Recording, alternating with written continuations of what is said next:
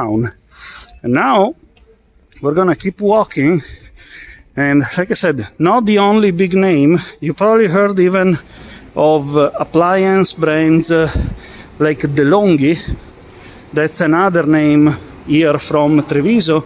In fact, I went to elementary school and one of my classmates was the kid of one of the people in the DeLonghi family.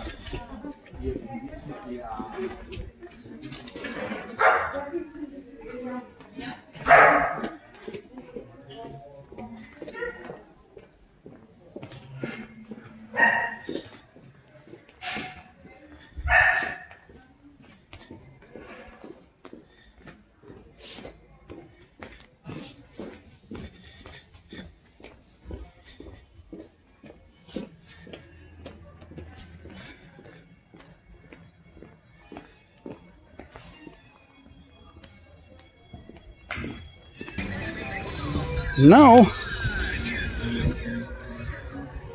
we'll go down towards an area where we were even earlier. We're gonna a little bit cross over, and you may remember this spot we walked through, and we're going towards the exit of the city wall. I'm gonna try to take a different way, but we'll get there. Obviously there is Benetton shops everywhere here in downtown.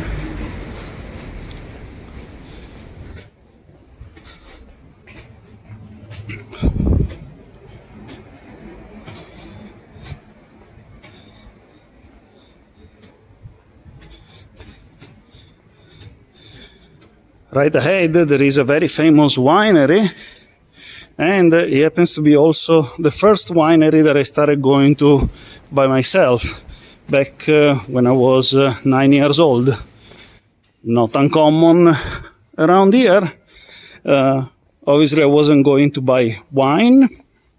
It was kind of little, but that's where I first started hanging out with friends, and we used to come here and get Coke as a prize for having reached downtown with our bicycles from home. Compared to where I lived, arriving here it was about a couple of miles ride to the walls, and then arriving here it's another half a mile.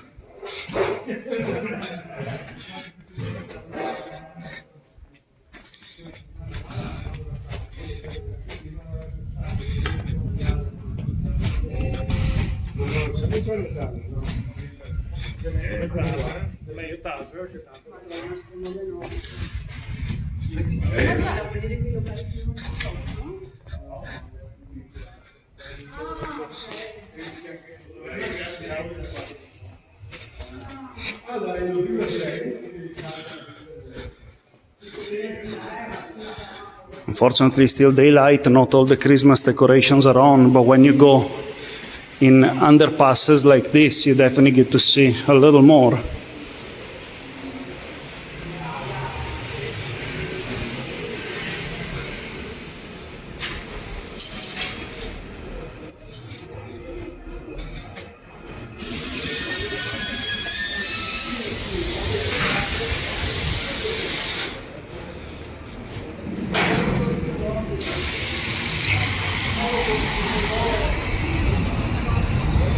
So this is where we were earlier. That's where the ice rink is.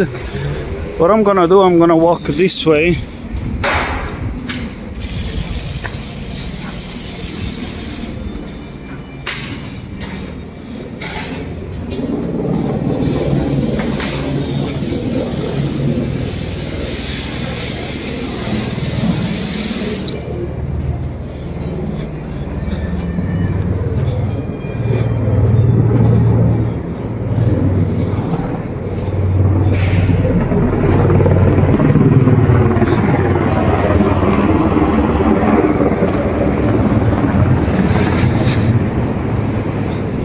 It's a big chopper on top of the town.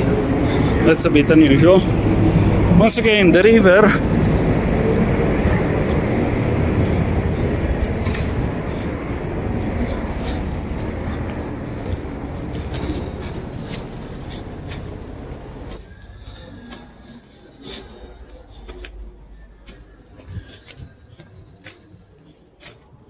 Oh, this is tight. Let's see if we can go by here.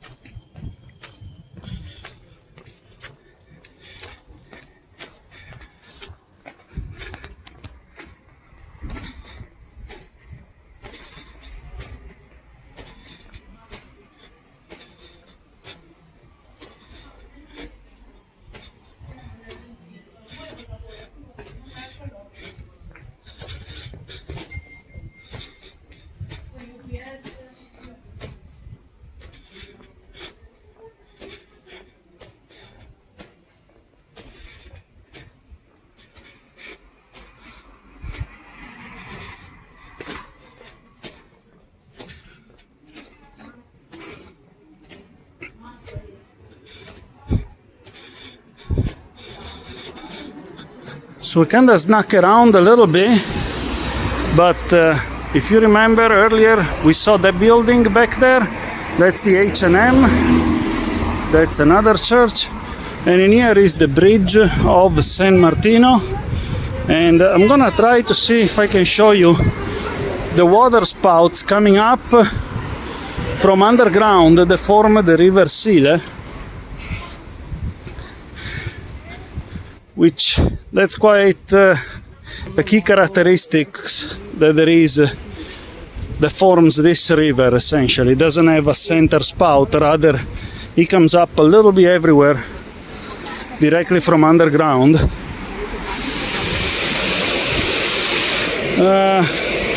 Definitely we cannot see it here today. Water is too rushy there. Let's see on the other side.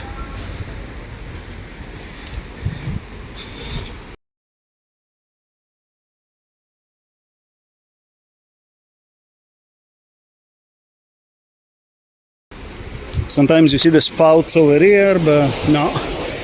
Too much water. I'm sorry you cannot see it, but that's one of the spots where you can see bubbles just sprouting up from underground, and that's how the whole river is formed. So as I told you earlier, the bombings that destroyed half the city were actually aiming at the train station, because the Germans that took over the city were using the train station to transfer tanks and other artillery equipment within the walls of Treviso, which, strategically speaking, that was an amazing asset.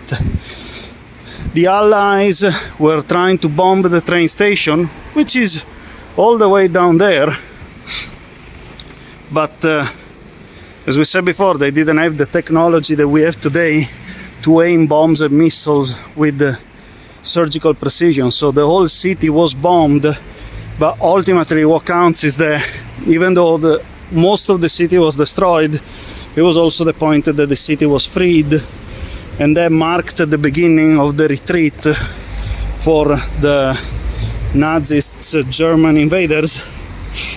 And now we're about to exit the city from the last of the doors that it's still up. As I told you earlier, out of the 13 doors through the city wall, only 3 survived the bombings. The other 10 got destroyed. And right ahead of us, you can see the door Altinia, Porta Altinia, so called.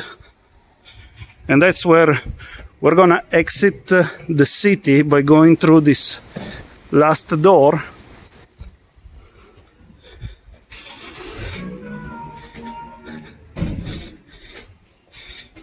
And this will be the last time that we exit the city of Treviso. And I hope you enjoyed this walk with me. I hope it was not too boring. I tried to show you as much as I could of my little town, but the best thing to do is to come here, not only to look at it, but even just to enjoy all the amazing wines that we have here to taste. Thank you for watching. I appreciate it, and see you next time. Ciao!